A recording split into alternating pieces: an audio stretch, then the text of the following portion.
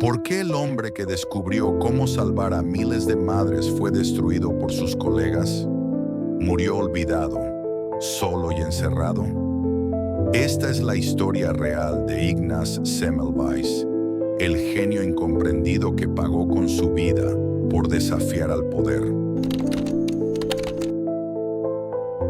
En un rincón oscuro de un manicomio, un hombre yace en el suelo, cubierto de heridas y suciedad. Su respiración es débil, su mirada perdida. En su cuerpo, llagas, golpes, infecciones.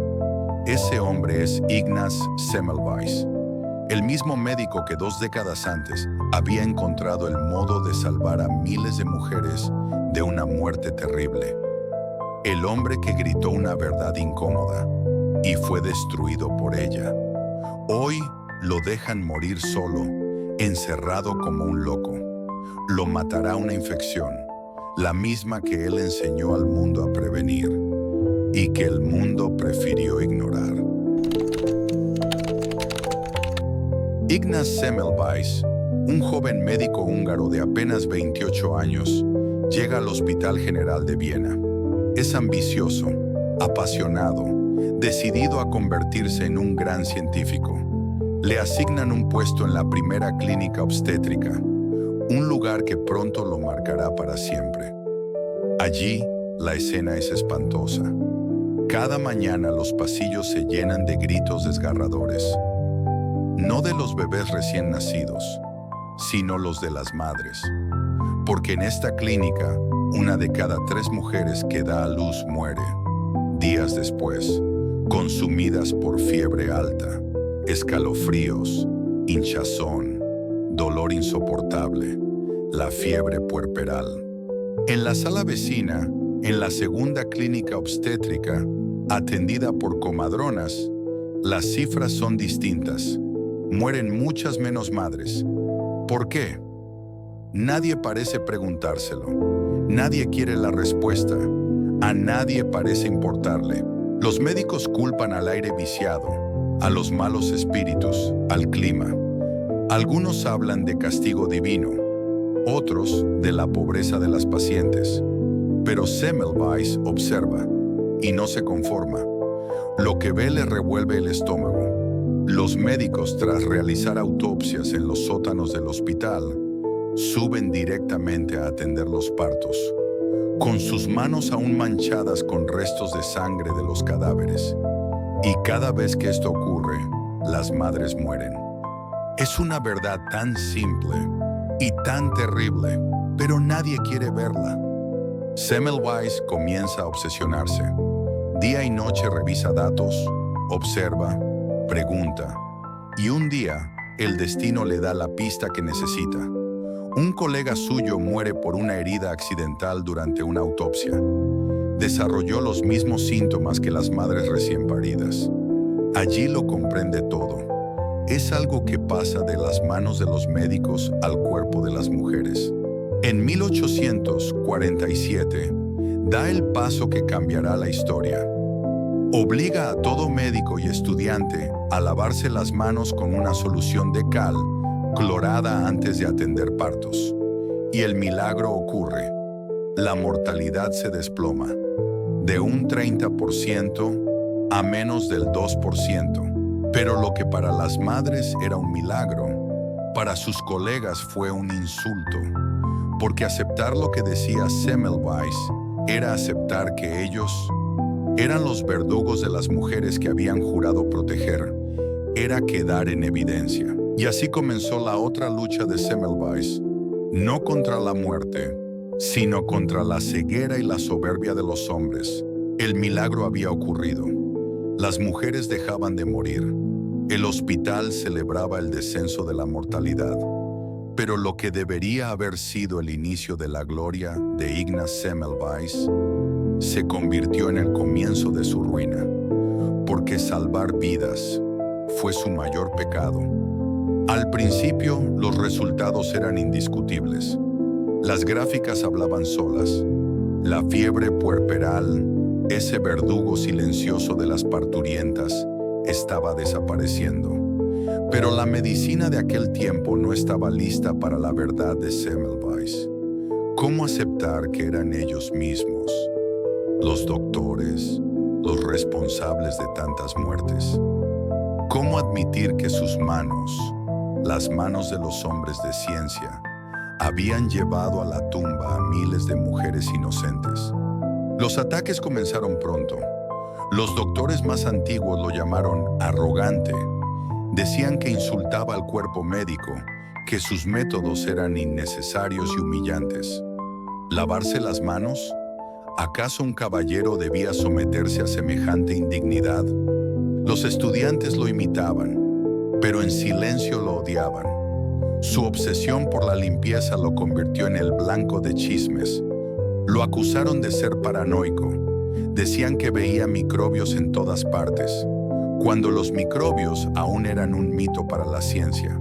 Los directivos del hospital lo presionaron para que abandonara sus experimentos. Se le negó el ascenso que merecía. Su nombre empezó a ser borrado de los informes y Semmelweis comenzó a perder la calma. No soportaba el silencio cómplice. Redactaba cartas, panfletos, denuncias. Publicaba artículos en los que acusaba directamente a los médicos de ser los causantes de la muerte de las madres. Les llamó asesinos involuntarios y con cada palabra cavaba más profunda su propia tumba. En las salas, algunos lo evitaban, otros lo ridiculizaban abiertamente. Los partos volvieron a ser atendidos sin lavado de manos. La fiebre puerperal regresó como una sombra maldita, y con cada nueva muerte, Semmelweis se hundía más en la desesperación. En 1849, acorralado, Ignaz Semmelweis dejó el hospital de Viena. Volvió a Budapest, su ciudad natal, con el corazón hecho pedazos y la convicción de que la verdad, tarde o temprano, triunfaría. Pero el mundo aún no estaba listo para escuchar al hombre que quería salvarlo. Budapest, 1850. Ignaz Semmelweis había regresado a su tierra, pero lo que debía ser un nuevo comienzo, pronto se transformó en un lento descenso hacia el abismo. En el hospital de Pest, al principio, encontró algo de paz. Allí pudo aplicar sus ideas: lavado de manos, higiene estricta. La mortalidad por fiebre puerperal cayó casi a cero, pero incluso en su patria, los fantasmas de Viena lo perseguían. Los médicos húngaros lo toleraban, pero no lo aceptaban. Su nombre era mencionado con desprecio en las academias de Europa. Los textos de medicina lo ignoraban. Y mientras los cadáveres de mujeres jóvenes seguían llenando las morgues, la ciencia miraba hacia otro lado. Con los años, la desesperación se convirtió en rabia.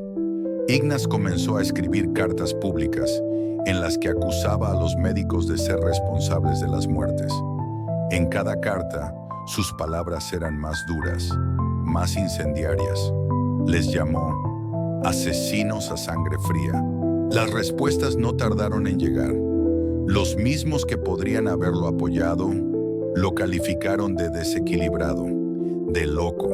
Su carácter, cada vez más inestable, comenzó a alienar incluso a sus pocos aliados.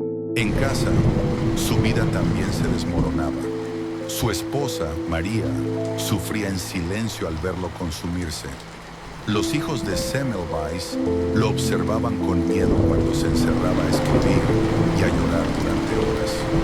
Y entonces, en 1865, la tragedia final. Los colegas que tanto lo despreciaban lograron internarlo en un manicomio. El hombre que había salvado miles de vidas fue arrastrado entre gritos y lágrimas. Y entonces, en 1865, la tragedia final. Los colegas que tanto lo despreciaban lograron internarlo en un manicomio. El hombre que había salvado miles de vidas fue arrastrado entre gritos y lágrimas. Allí, en la oscuridad del asilo, Semmelweis vivió sus últimos días. Fue golpeado por los guardias, maltratado, olvidado. En su delirio, Aún suplicaba que los médicos se lavaran las manos. Abandonado, murió solo, irónicamente de una herida infectada, por la misma septicemia que él había luchado por erradicar. Pasarían décadas antes de que el mundo reconociera su grandeza. Y aún hoy, el eco de su tragedia nos recuerda: la verdad suele ser el mayor enemigo de la costumbre. 1865. Ignaz Semmelweis había muerto, y el mundo lo olvidó. En los pasillos de los hospitales, las manos de los médicos seguían manchadas, no de sangre visible, sino de muerte invisible. La fiebre puerperal continuaba su danza macabra, arrebatando madres y bebés de los brazos de la vida. Los años pasaron, década tras década, y entonces la ciencia empezó a abrir los ojos. Louis Pasteur descubrió los gérmenes. Joseph Lister introdujo la antisepsia en las cirugías. De pronto, lo que Semmelweis gritó en soledad se convirtió en verdad innegable. La ironía era cruel. Los nombres de Pasteur y Lister eran aclamados. Los libros de medicina los elevaban como héroes.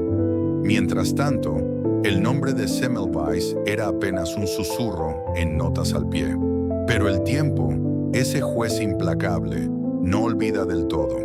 En el siglo XX, los médicos comenzaron a llamarlo el Salvador de las Madres. Monumentos surgieron en su honor. Hospitales y universidades alzaron su nombre. Hoy, cuando un médico se lava las manos, cuando un cirujano desinfecta sus instrumentos, cuando un bebé nace y su madre sobrevive, aunque nadie lo diga en voz alta, en ese acto vive Semmelweis. El hombre que murió en la oscuridad de un manicomio, al fin se convirtió en luz.